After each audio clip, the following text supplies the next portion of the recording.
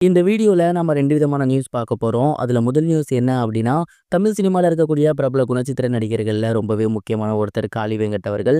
அவருடைய அம்மா விஜயலட்சுமி அவர்கள் சமீபத்தில இறந்து போயிருக்காங்க அப்டிங்கிற நியூஸ் வெளியாகி, எல்லோருக்குமே மிகப்பெரிய ஒரு சோகத்தை ஏற்படுத்தியிருக்கு அப்டின்னு தான் சொல்லணும்.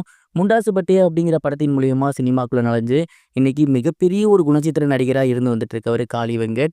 தொடர்ந்து எல்லா படங்கள்லயுமே அவரு நல்ல கேரக்டர் பண்ணி வந்துட்டு இருக்காரு.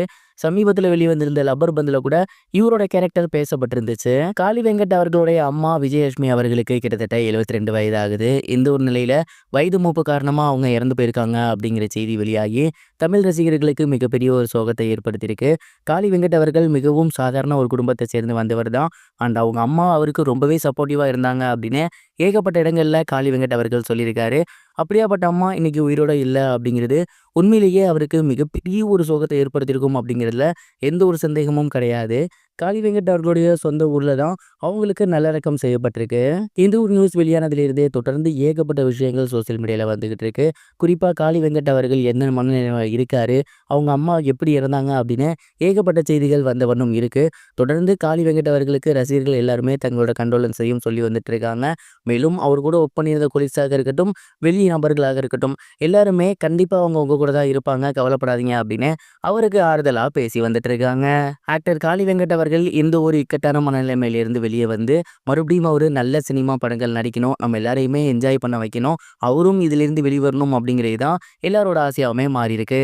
இது ஒரு புறம் இருக்க, ஆக்டர் அப்பாஸ் அவர்கள் தமிழ் சினிமாவில் மீண்டும் ரீஎன்ட்ரி கொடுக்க போறாரு அப்படிங்கிற நியூஸ் வெளியாகி 90 காலகட்டங்களில் அவர் ரசித்த எல்லாருக்குமே மிகப்பெரிய ஒரு ஹாப்பியான நியூஸாக மாறி இருக்கு அப்படின்னு தான் சொல்லணும். 90 காலகட்டங்களில் சாக்லேட் பாயா இருந்தவர் தான் ஆக்டர் அப்பாஸ். ஏகப்பட்ட படங்கள் நடிச்சு கிட்டத்தட்ட ரசிகர்கள் மத்தியில மிகப்பெரிய ஒரு வரவேற்பு பெற்றிருந்தாரு. பெண்கள் மத்தியில மிகப்பெரிய ஒரு கிரேஸ் இவருக்கு இருந்துச்சு. தமிழ் சினிமால மிகப்பெரிய ஆளா வருவாரு அப்படின்னு எல்லாருமே எதிர்பார்த்துட்டு இருந்த நிலையில சடனா அவரு காணாம போயிருந்தது அப்படிங்கிறது எல்லோருக்குமே மிகப்பெரிய ஒரு ஷாக்கிங்கா இருந்துச்சு. அதுக்கப்புறம் ஒரு சில படங்கள்ல வில்லன் கேரக்டர் பண்ணியிருந்தாரு. அதுவும் எடுபடாம அவரு ஃபாரின் போயிட்டாரு. அண்ட் பல வருடங்கள் கழிச்சு சமீபத்துல அவரு மறுபடியும் ஒரு தமிழ் படத்துல நடிக்க போறாரு.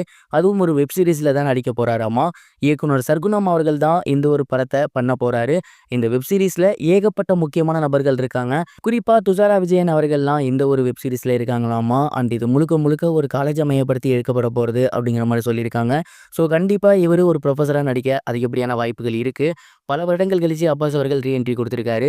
இந்த ஒரு வெப் சீரிஸ் அப்படிங்கிறது அவருக்கு மிகப்பெரிய ஒரு கம்பேக்கா இருக்கணும். மறுபடியும் தமிழ் சினிமால அவர் ஏகப்பட்ட படங்கள் பண்ணணும். இதுக்கப்புறம் ஹீரோவா இல்லைனா கூட மிகச்சரியான குணச்சித்திர வேடங்கள் எடுத்து தமிழ் சினிமாலேயே அவர் நல்லபடியா வளர்ந்து வரணும் அப்படிங்கிறது தான் அன்றைய தேதியில அவருக்கு ஃபேன்ஸா இருந்த எல்லாருமே இப்போ அவருக்கு சொல்லக்கூடிய ஒரு விஷயமா மாறி இருக்கு. இது வரைக்கும் கனெக்டிங் டிவிக்கு சப்ஸ்கிரைப் பண்ணனா மறக்காம சப்ஸ்கிரைப் பண்ணிக்கங்க.